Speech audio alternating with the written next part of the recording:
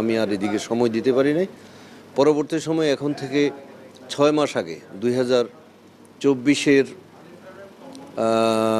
জুলাই মাস থেকে যখন আমি আবার ক্লাবে নিয়মিত আসা শুরু করি এবং ক্লাবের এই সকল অন্যায় অনিয়মের বিরুদ্ধে প্রতিবাদ করে আমি আমার প্রার্থিতা ঘোষণা করি। আরেকটি দুর্ভাগ্যজনক বিষয় ছিল তারা 2023-এর এজিএমকে ক্লাবের এজিএম না করে তারা চাপে পড়ে আবার নির্বাচনের তারিখ ঘোষণা করে নির্বাচন কমিশন গঠন করে। ঠিক সেই সময় জনৈক সম্মানিত সদস্য আমাদের ক্লাবের একজন সচেতন সদস্য তার উকিল নোটিশের মাধ্যমে আমরা জানতে পারি 2023-এর এজিএমটা তারা করায় নাই, 2023-এর এজিএমটা তারা ড্রপ করে তারা 2024-এর নির্বাচনে চলে গেল। না, আমার আসলে এই নির্বাচনে আসার যে উদ্দেশ্যটা সেটাকে বলি।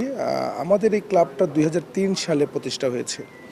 আপনি যদি দেখেন যে গুলশান, বনানী, বারিধারা যে অভিজাত এলাকার সবচেয়ে প্রাচীনতম ক্লাব হিসাবে এটার যে একটা ব্র্যান্ড ইমেজ পাওয়ার কথা ছিল, যে উচ্চে যাওয়ার কথা ছিল, সেটা যদি আমরা আশেপাশে আমাদের যে অন্যান্য ক্লাবগুলো আছে তাদের সাথে কম্পেয়ার করি তাহলে আমরা অনেক পিছিয়ে আছি। এই বছর যে ভোটার লিস্ট, আপনি চূড়ান্ত ভোটার লিস্ট পাবলিশ হয়েছে, এতে 873 জন ভোটার আছে। এর মধ্যে আমাদের বিভিন্ন ক্যাটাগরি আছে ভোটারের, তো ভোটারের ক্যাটাগরি একই, সবাই ভোটার। মেম্বারশিপের ক্যাটাগরির উপরে আপনার ভোটার হয়েছে, তো 873 জন।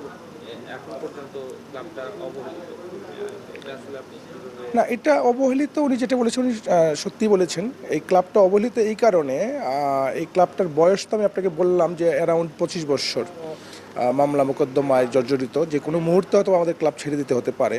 তো সেই অবস্থায় আমাদের জন্য আসলে রিস্কি যে আমরা কি করবো। উনি যেটা বলেছেন, আমার আসলে ভোটারদের কাছে আমার একটা দাবি আছে। আমার ব্যালট নাম্বার হচ্ছে 3। এই 3 নাম্বার ব্যালটে আপনাদের সুচিন্তিত মতামত দিয়ে 22 তারিখে আমাকে যদি জয়যুক্ত করেন। আমি আরেকটু জিনিস বলে যাচ্ছি যে আমি গত 20 বছর যাবৎ বাংলাদেশের একটা চমৎকার সেক্টর যেটা আমরা ডেভেলপমেন্টের জন্য কাজ করছি, ইলেকট্রিক্যাল এবং ফায়ার সেফটি নিয়ে। আমাদের এই ক্লাবটা বিগত 24 বছর যাবৎ মানে এমন অবস্থায় আছে যেটা নাকি অন্যান্য ক্লাবের সাথে তুলনা করা যায় না। আমাদের কার্যক্রম অ্যাকচুয়ালি এই ক্লাবটার জন্ম হয়েছিল এখন থেকে 24 বছর আগে। 24 বছর আগে ক্লাবের যে অবস্থা ছিল, 24 বছর পরেও আজকে সে একই অবস্থায় ক্লাবটা পড়ে আছে। ক্লাবের কোনো উন্নয়ন নাই। ক্যাপিটাল রিক্রিয়েশন ক্লাবের সকল সদস্যবৃন্দকে সবিনয়ে অনুরোধ করব, আসন্ন নির্বাচনে আমি এবং আমার সাথে যারা পরিচালক পদপ্রার্থী হয়েছেন সবাইকে ভোট দিয়ে ক্লাবের একটি সুন্দর ভবিষ্যৎ গড়ার জন্য আমাদের পাশে থাকবেন এবং ভোট দিয়ে আমাদের সবাইকে নির্বাচিত করবেন। এটা আমি আমার